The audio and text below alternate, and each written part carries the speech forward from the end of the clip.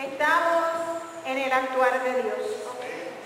Y no hay duda que esta familia, Santiago Correa, me ha acompañado en muchos de mis aventuras, desde que Yolandita tenía 7 años, que hizo de un Dios que liberaba las manos de las mujeres.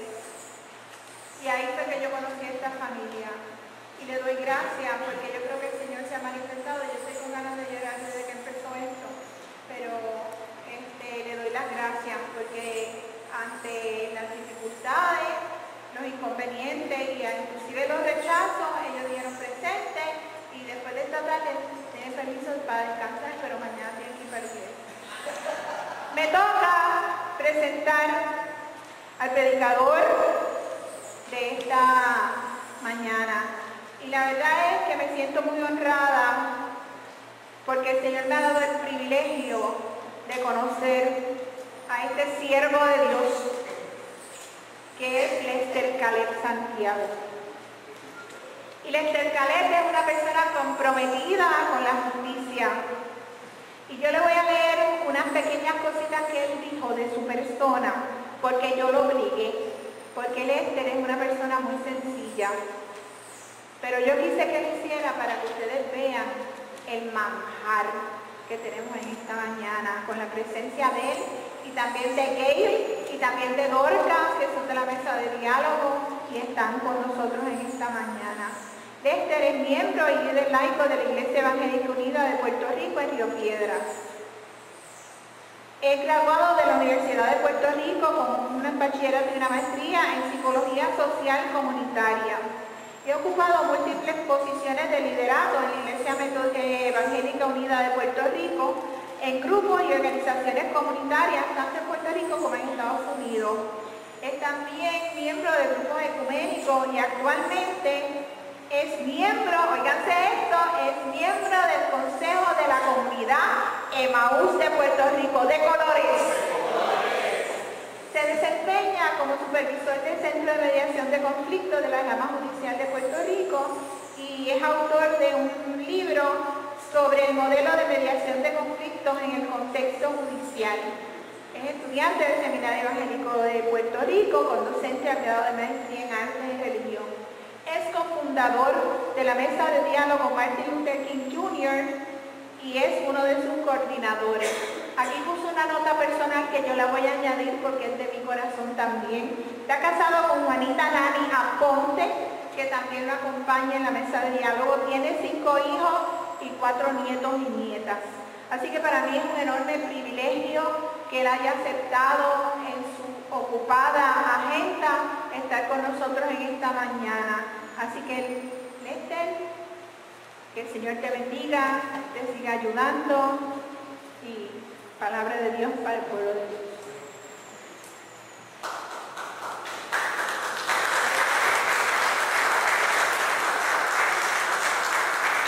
Dios les bendiga. El Espíritu del Señor esté y está con cada uno de ustedes en esta mañana. Desde que yo escuché las palabras iniciales de este acto litúrgico y vi las cadenas arrastrarse por el pasillo, sentí la presencia de Dios de una manera poderosa. Y lo que para alguna gente en algún momento de la historia ese sonido de las cadenas significaba dolor, en la mañana de hoy se reinterpreta y para mí significa alegría, gozo y liberación. Amén. Primero que todo agradezco a la Iglesia Metodista y poco a poco yo me estoy haciendo metodista. Así que, señor obispo, a lo mejor recibe una solicitud mía de membresía, pero es la esperanza que en el cielo todos seamos evangélicos unidos. Si cuadramos esto así, el pastor general de mi denominación no va a tener problemas. Pero ha sido una casa buena para mí, ha sido un espacio de hermandad, de solidaridad y de vivir lo que es la unidad del pueblo cristiano. Así que la Iglesia Metodista para mí significa mucho en mi vida personal y en mi desarrollo espiritual. Y agradezco también al ministerio diaconal y especialmente a la hermana María Teresa Santiago, que tiene demasiada buena opinión de mí, y yo creo que es que no me conoce bien, pero poco a poco ya irá afinando. Debe ser porque somos Santiago. Ah, bien. Miguel tiene algo de eso también. La invitación que me hizo a dirigirme a ustedes en esta mañana. Yo quiero también felicitar a Yolanda, hija. Excepcional. Excepcional. También a Miguel, que lo hizo muy bien, su primera aparición, y pues Yolanda pues domina todo esto muy bien. Así que les felicito. Como les he dicho a María Teresa, o como les ha dicho, yo formo parte de la mesa de diálogo Martin Luther King Jr. La mesa de diálogo, nombre corto con que se nos llama, es una organización sin fines de lucro, creada por laicos y laicas, pastores y pastoras, profesores, profesoras y estudiantes seminaristas, líderes sindicales y comunitarios, miembros de las congregaciones que en su carácter individual, personal, nos hemos unido para promover en Puerto Rico el rico legado del doctor Martin Luther King Jr., ministro bautista y profeta negro estadounidense. Nuestra misión como organización es promover la acción activa no violenta y las teologías liberacionistas como método para abolir todo tipo de explotación, discriminación, exclusión, desigualdad y opresión, y para promover la colaboración y la solidaridad en el pueblo puertorriqueño. Deseamos promover y facilitar un diálogo en nuestro país. Es un país donde la gente quiere dialogar, quiere escuchar y quiere que los escuchen. Y en este promover y facilitar el diálogo, lo queremos hacer con los que opinan como nosotros y nosotras, pero también con aquellos y aquellas que no opinan igual que nosotros y nosotras.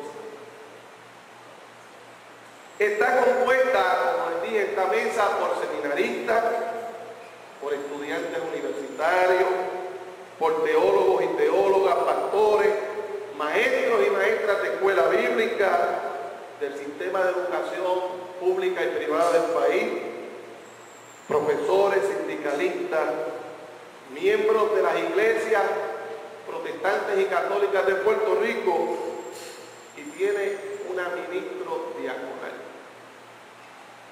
Ustedes pueden formar parte de la mesa de diálogo, y les invito en el día de hoy a pasar por la mesa que tenemos abajo ubicada, donde ustedes pueden entonces obtener más información de cómo hacerse miembro de la mesa.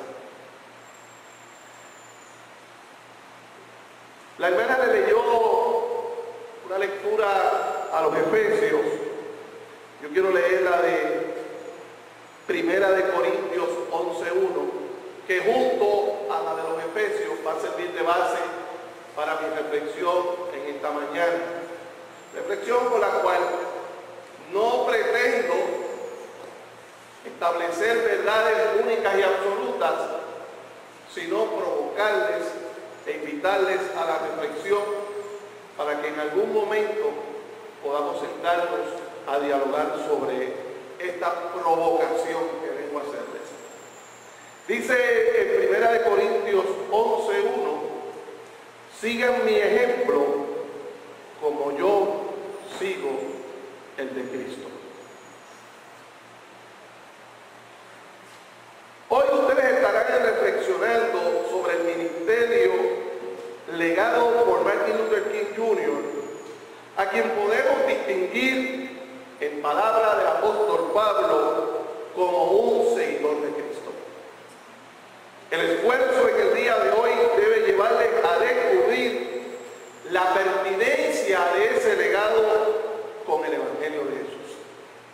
Tiene que ver algo de lo que hizo Martin Luther King hace décadas atrás con el Evangelio de Jesús. Pero no solamente eso, sino que ustedes tendrán que pensar en la pertinencia que tiene ese legado en el ministerio diaconal que ustedes ejercen en su vocación de amor, servicio y justicia en el Puerto Rico hoy. No me toca hablarles del ministerio y legado de Martin Luther King. Eso lo van a hacer excelentemente otras personas que van a venir a hablarles sobre eso. Sino que yo quiero reflexionar brevemente sobre el paralelo de la vida del Dr. King con la vida de Jesucristo. William Fred Santiago, pastor metodista y para orgullo de ustedes, principal estudioso puertorriqueño del legado de Martin Luther King Jr., que nos acompaña aquí, le llama a Martin Luther King el Cristo negro. Puede haber un Cristo negro y a la misma vez ser un Cristo blanco, un Cristo indígena, un Cristo feminista o un Cristo puertorriqueño. Yo creo que sí. En la medida en que los seres humanos, cristianas o no, seamos imitadores de Cristo que conocemos. Y ese Cristo asume el rostro de los oprimidos y las oprimidas. En la lectura del aposento alto de ayer, que como buen caminante hay que leer todos los días en nuestro cuarto día, dice que los cristianos y las cristianas somos portadores de Cristo. Cada persona de fe porta a Cristo porque el Espíritu de Dios mora en ella. Cierro la cita. ¿En qué medida King fue como Cristo, un imitador o portador de Cristo? De hecho, esta misma pregunta la podemos hacer con relación a Mandela, a María Teresa de Calcuta, a Solinsolina Ferrer, al doctor Vargas Vidot, con respecto a Roberto Clemente, entre otras personas. ¿Cuántas personas en nuestras congregaciones, mujeres, hombres, jóvenes, han sido imitadores y son imitadores de Cristo? Pero respondiendo a la pregunta de manera apretada en el tiempo, yo creo que King, al igual que Cristo, vivió una vida de amor profundo y amplio al prójimo. Repito, King, al igual que Cristo, vivió una vida de amor profundo y amplio al prójimo. Pero no solamente lo amó, sino que resistió proféticamente a la clase política y religiosa dominante en el momento histórico que le tocó vivir. Y que se callaban de los atropellos y las violaciones a las personas vulnerables. King sirvió igual que Jesucristo a los sectores vulnerables.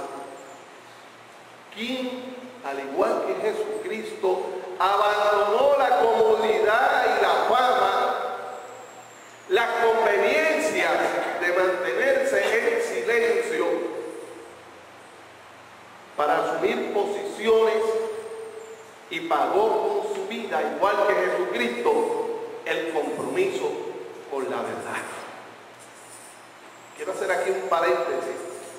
Una de las cosas que más daño nos hace a los cristianos es guardar silencio.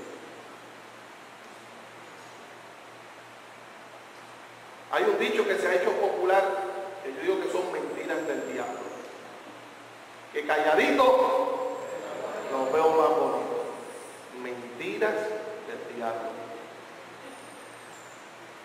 Para aquello de recordarnos de nuestro amigo Gillian. Al igual que Jesús, quien nació en un hogar temeroso de Dios, conoció en carne propia el peso fuerte y la herida profunda que produce en el espíritu del ser humano el sistema segregacionista del racismo.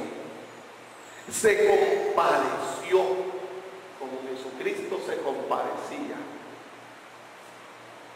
Se compadeció de la pobreza material, no de la pobreza espiritual, porque a veces cuando hablamos de los pobres, hablamos de los pobres de espíritu. No, de la pobreza material del pueblo negro.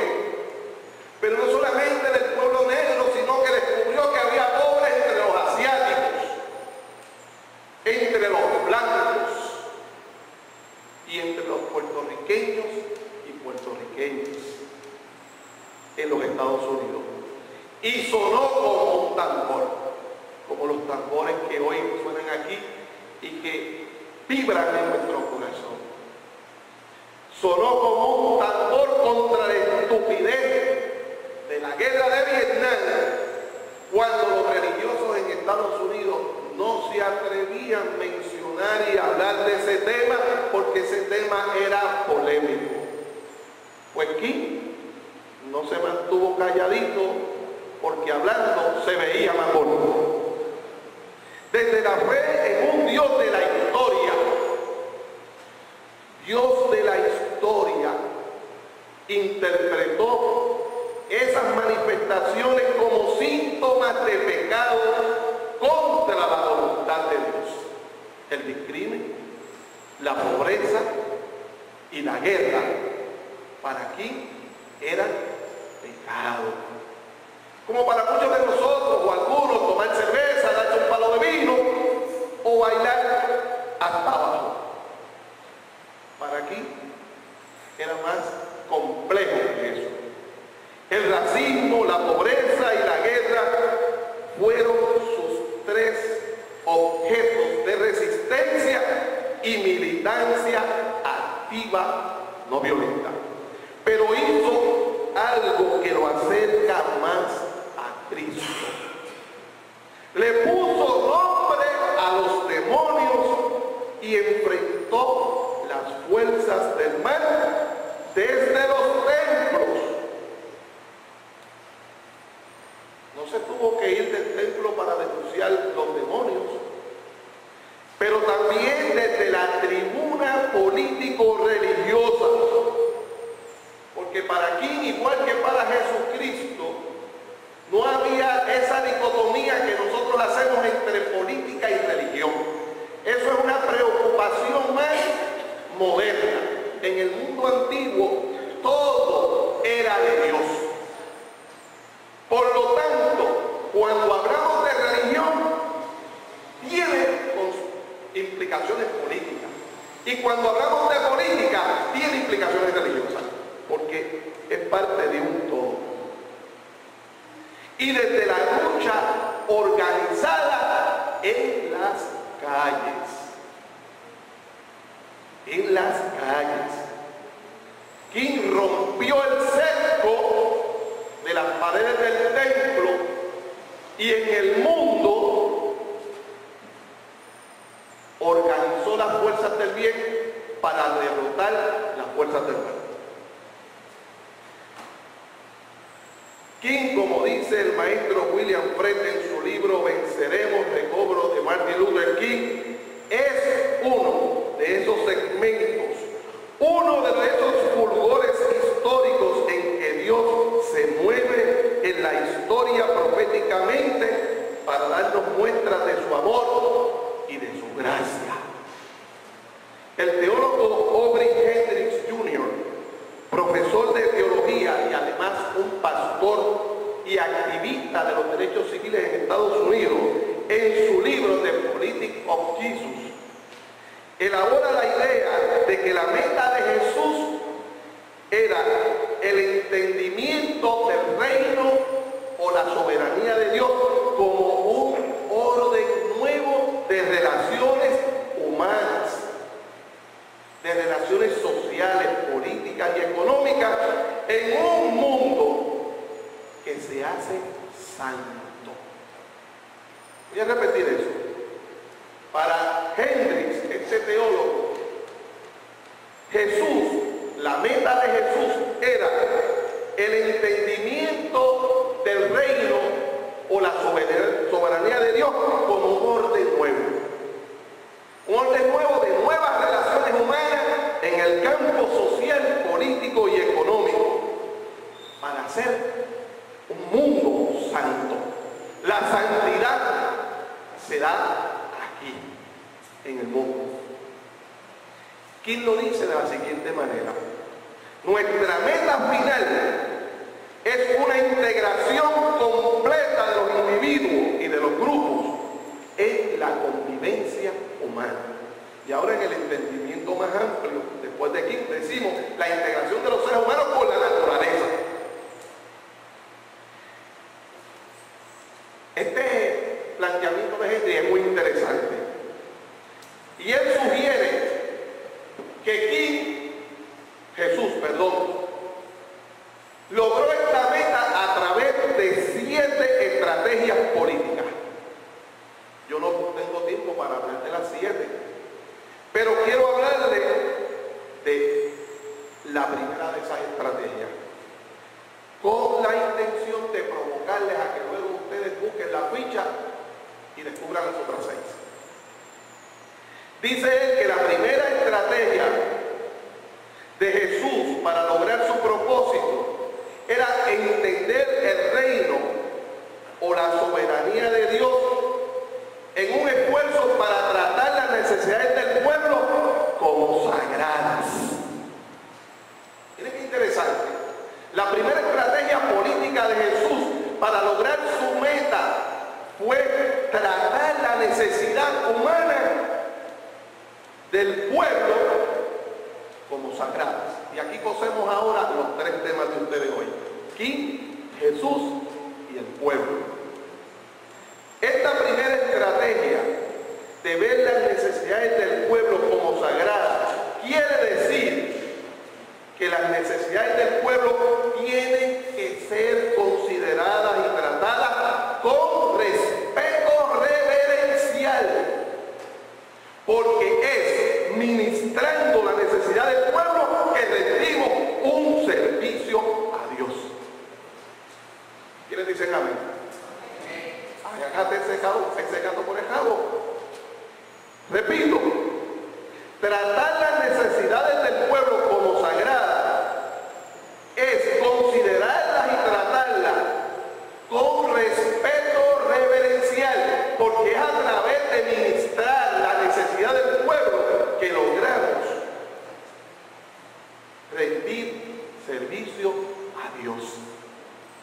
Esta noción de tratar la necesidad del pueblo como sagrado no es nuevo de Jesús, sino que Jesús lo rescata del entendimiento hebreo de la justicia y la integridad y lo hace formar parte de su base ética, de su política.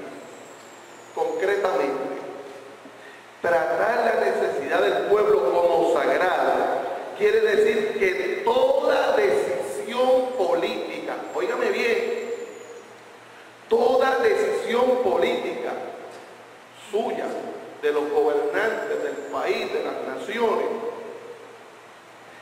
debe estar basado en lo que mejor sirve a las mayorías, en lo que son sus necesidades reales. Y eso, tratar las necesidades del pueblo como sagrado, lo hizo Cristo, lo hizo King como imitador y portador de Cristo. Para Jesús y también para King, la verdadera y única práctica religiosa agradable y aceptable a Dios era aquella que producía misericordia y justicia. Es más, el culto a Dios no tenía ni tiene, tanto para Jesús como para King,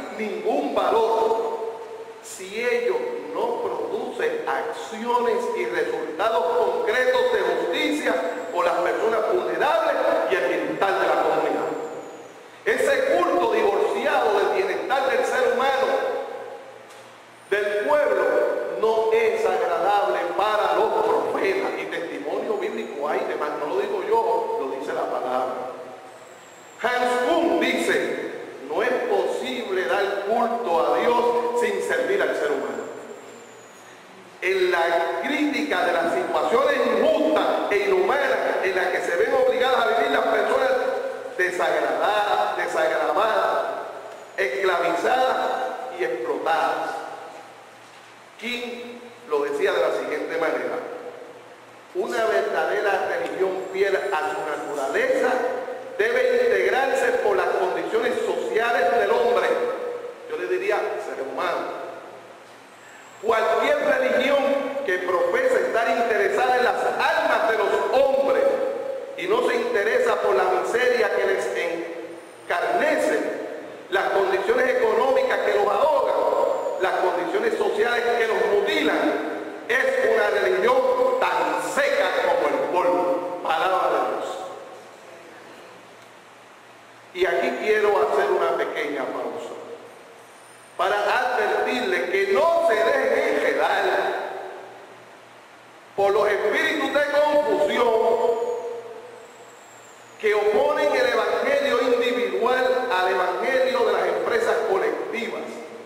Lo que hizo Jesús y quien imitó fue lograr la síntesis que reconcilia las realidades individuales con las colectivas. Entonces, esa dicotomía de o eres espiritual o eres social no cabe en esta perspectiva. Bueno, la iglesia tiene un departamento de acción social y justicia, un ministerio, ¿verdad? ¿Cómo le llaman los metodistas? Sanidad social. Sanidad social, fantástico. Bien, y tiene otro de espiritualidad. Pero eso es para efectos de dividirnos el trabajo. En la realidad, como eso funciona, es como un sancocho. El sabor es entre todas las piezas del sancocho. Y traigo el sancocho porque es que a mí me encanta tanto. Y el sabor del sancocho está cuando todos esos ingredientes hierven para hacer un solo sabor. Así que nosotros hablamos de la patita, hablamos del salchichón, hablamos del garbanzo, hablamos de la batata, cuando hacemos el sancocho, pero en la realidad sabemos que todo eso funciona como junto. Pues así es la espiritualidad, y así es la acción social, y así es la adoración, todo eso está junto. En una ocasión, y voy terminando, Leonardo Boff, el ilustre teólogo de la liberación brasileño, tuvo un encuentro con el Dalai Lama. ¿Saben quién es el Dalai Lama, verdad? El líder del Tibet, que mucha gente lo ve con frases bonitas y chéveres, pero el Dalai Lama tiene un tigre en el tanque.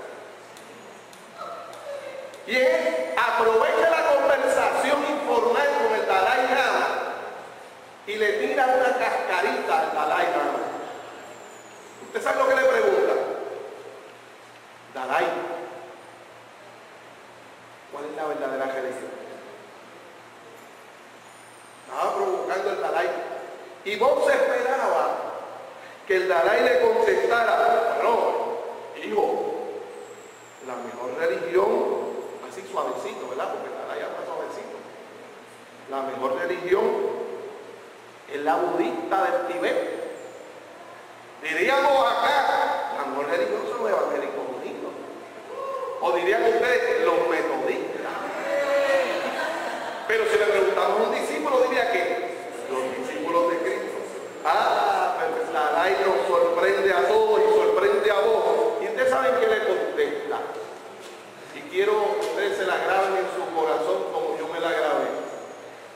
Le contestó que la mejor religión era aquella que producía los mejores seres humanos. Gloria a Dios.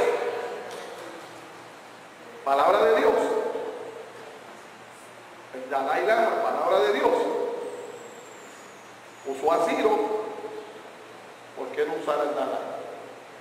Jesús y King nos modelaron una necesaria resistencia activa y no violenta a una religión alejada de las necesidades humanas y los desafíos históricos al reino de Dios. King combatió específicamente una religión de generalidades y practicó una religiosidad que toma parte activa en el cambio de las condiciones de injusticia social, política y económica. O sea, no es hablar y decir, yo lo voy a decir, pero yo lo voy a decir suavecito, porque si lo digo como esto, entonces la gente se me ofende. Entonces, si se me ofende, se me van, y si se me van, reduce el presupuesto de la iglesia. Dios, eso no, después se me vacía la iglesia. No, no, no, no, no. No es la generalidad, no es el eufemismo, no entre líneas, directamente. ¿Quién combatió? Porque decía él que una de las responsabilidades de la iglesia ha sido siempre la de abrir los horizontes y desafiar los status quo. A Jesús no le gusta el status quo. Pero ¿quién iba más allá? Incrementó su actividad en las acciones sociales, políticas y económicas fuera de la jurisdicción y decía, la iglesia tiene que moverse fuera de los ámbitos en que la ha encerrado o en la cual se ha encerrado en los límites de su jurisdicción, lo cual es un modelo y a la misma vez un reto para la iglesia puertorriqueña. El reto de nosotros es no poner límites a la palabra de Dios. La palabra de Dios no tiene límites. Se mueve dentro del templo y fuera del templo, entre los cristianos y entre no los cristianos, con ayuda de los cristianos, sin ayuda de los cristianos y a pesar de los cristianos. Así que usted o colabora o se resiste. Hoy nos corresponde a nosotros encontrar las particularidades, no las generalidades, las particularidades de nuestro pueblo a las cuales el Evangelio ilumina y de donde Dios quiere hacer su voluntad. La mesa de diálogo Martin Luther King les invita a ustedes a encarnar el Evangelio de Jesús en la circunstancia que nos ha tocado vivir. Un país en crisis moral, económica, social y al borde del colapso de un modelo de relaciones políticas desgastadas. Es una invitación a cultivar más entre ustedes un nuevo sentido de oración y de ayuno. Cuando a mí me hablaban de ayuno antes, miren, a mí eso me daba trabajo porque es que yo era un comelón hasta que descubrí el nuevo ayuno que a Dios le agrada. Léanse en Isaías 58, de 6 a 12, porque no voy a dar tiempo. Que echa fuera los demonios que producen la pobreza económica. Ese es el ayuno al que Dios nos llama. Que es el ayuno que echa fuera las fuerzas del narcotráfico, del sistema capitalista en crisis, reproducido por un neoliberalismo salvaje, que echa fuera el colonialismo, que echa fuera la violencia generalizada y específica contra la mujer y los niños y las niñas, y que echa fuera el demonio del consumerismo. Las iglesias que más crecen en Puerto Rico están en los moles. Vayan allí un domingo. La misa comienza a las 11 de la mañana. Es la misa más concurrida, el culto más concurrido en Puerto Rico. Más recientemente que se ha hecho reaparición oficial el racismo y el clasismo en nuestro país, donde se le llama bonito y bonito a los negros. Esa es la particularidad que nos toca enfrentar. Es ahí donde se encarnan las enseñanzas de Jesús, a quien Pablo nos llama a imitar.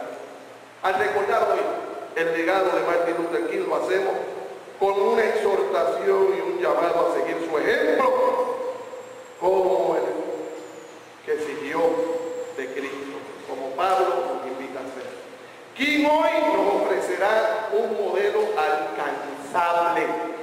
King era de hueso y sangre. Así que lo podemos hacer. Contemporáneo. No es el único ejemplo. No es el modelo. Es uno de los modelos de portar a Cristo para responder a los llantos desgarradores de un pueblo que vive en crisis. Y al hacerlo, hagámoslo con apasionado optimismo. No tímidamente. Hagámoslo con apasionado optimismo.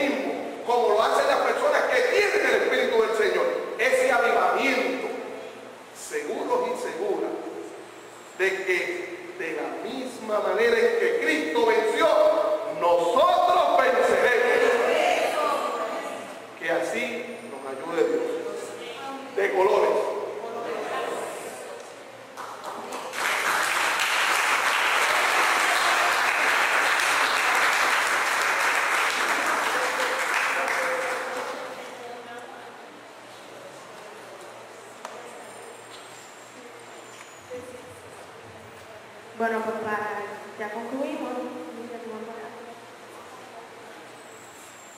Vamos a cantar el pedazo de Dios y vamos saliendo para bajar a la próxima actividad, que es bajando las escaleras justo abajo donde fue el registro.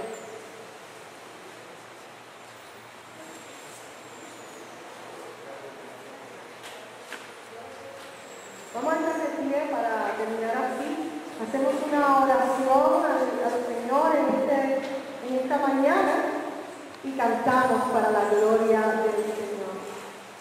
Dios eterno y Dios bueno, tú estás entre nosotros. Tú has comenzado a llenarnos con tu palabra y nos has dado retos ya empezando esta actividad. Gracias por este momento en tu presencia. Así te pedimos que cada uno de los momentos que siguen también estén llenos de tu presencia. Dirígenos, guíanos, ayúdanos. Estamos en tus manos, en el poderoso nombre de Cristo. Amén. Amén. Enviado soy de Dios, mi mano